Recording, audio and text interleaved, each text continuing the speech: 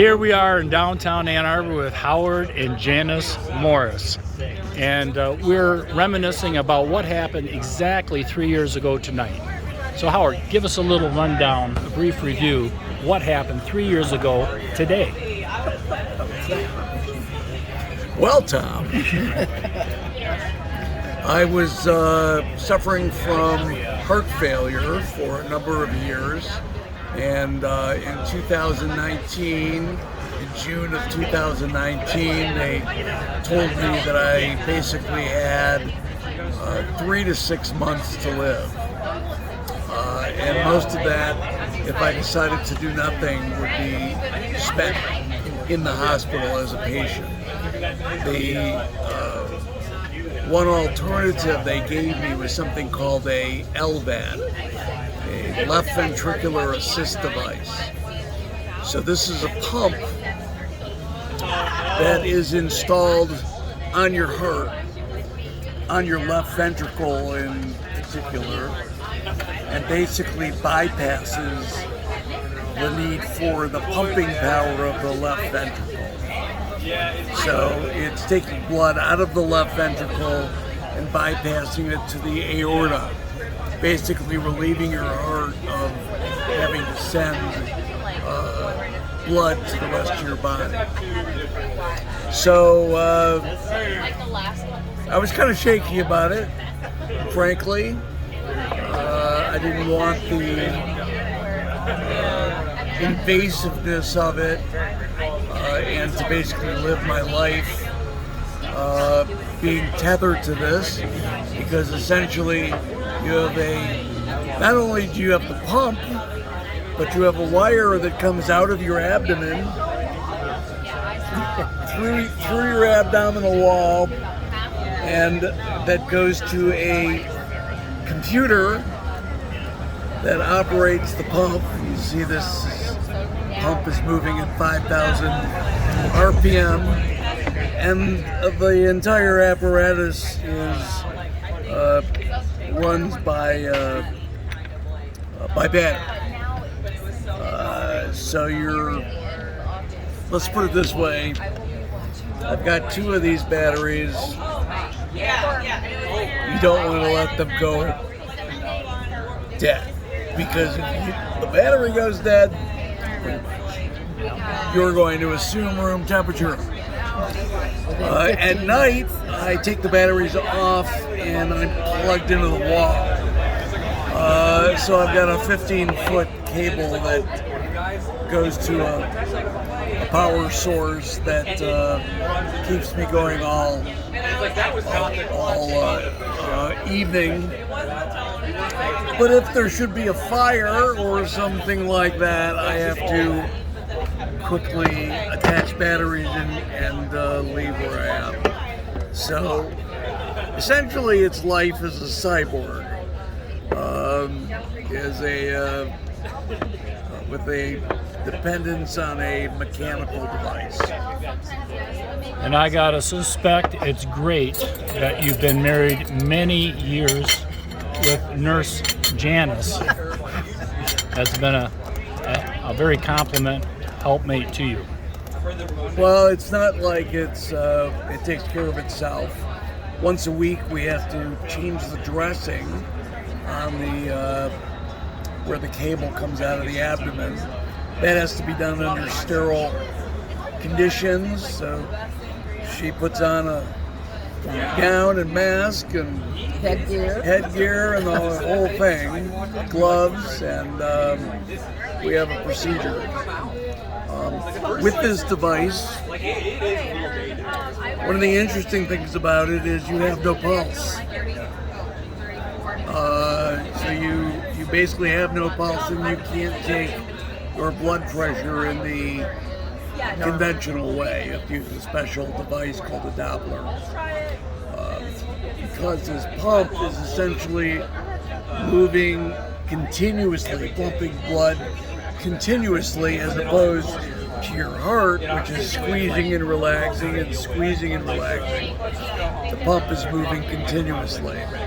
And so you have no pulse. So they actually make a thing for your car for your seatbelt that is a message to any emergency personnel who are looking for a pulse after you've been in a car accident, that don't worry, he doesn't have one anyway. Oh my goodness. So, You don't have to. I don't. You haven't gotten it from me yet. I'll have to. So the bottom line with the LVAD and what I had to do, it's a very difficult decision to do it because it's a lifestyle. You can't go in any water. I used to enjoy, like Tom, I used to enjoy scuba diving. I was a master scuba diver. I was a pilot.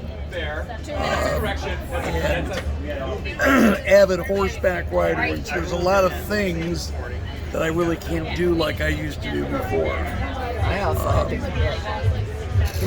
I have to commit to be with you 24 hours. 7 days a week. For the first 3 months, she had to commit to being with me 24/7. That was a challenge. We've been married 37 years. Otherwise, they wouldn't have done it. Congratulations, by the You way. hadn't had somebody. Thank you. That's an incredible story. So, I happen to be Jewish. We spoke to a Orthodox Rabbi about it. Jewish law. The Orthodoxy is you have to do everything right up to the last breath to keep yourself alive if the capability is there. The Reform rabbis said, well, not so much. You're allowed to take into consideration what you consider a quality of life and make your own decision based on how you see your life going forward. The conservative rabbi was pretty much in the middle.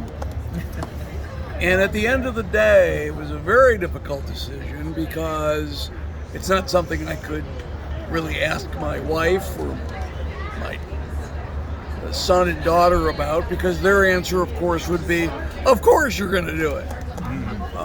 It was a very difficult decision, but at the end of the day, I chose life so that I could see my son and my beautiful daughter-in-law get married, so I could be there for my dad, who died of ALS during this last 3 years, so I could be with my grandkid and be there for my kids and my friends and my clients.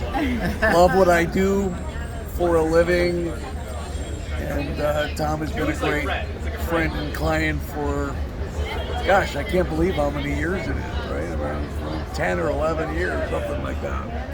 So choosing life was a conscious decision. This was not something that you do lightly. The surgeon, the day before the surgery, came in and said, look, you should know this is going to be the hardest thing you've ever done in your life, bar none. He wasn't wrong. And the struggle to just regain Mobility. consciousness, mobility.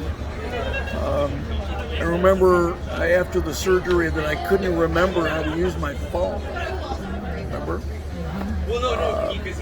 So it was a very intentional thing, and it was absolutely this technology and its availability and the wonderful trained hands of my surgeons and staff and nurses, delivered a phenomenal blessing. And, I don't know how long I have. The average lifespan for somebody with a LVAD is 7 years. I happen to have been acquainted with a lot of people who haven't even made it to as far as I have. but we'll leave that in God's hand. And in the meantime, we'll have the best life that I'm able to. Well, thank you for joining us for dinner tonight. Thank you.